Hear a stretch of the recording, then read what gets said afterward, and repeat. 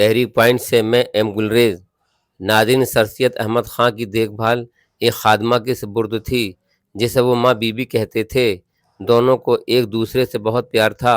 سر سید جب 5 برس کے تھے تو اس خادمہ کا انتقال ہو گیا۔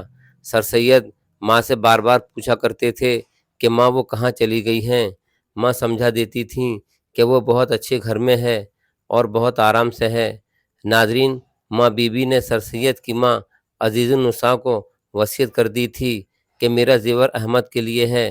سر سید کی ماں چاہتی تھیں کہ اسے خیرات کر دیا جائے تاکہ مرحومہ کی روح کو ثواب پہنچے، لیکن اس زیور پر اب سید احمد کا حق تھا۔ ایک دن انہوں نے بیٹے سے پوچھا کہ تم کہو تو یہ زیور ماں بی بی کے پاس بھیج دیا جائے اور یہ اس کے کام آ جائے۔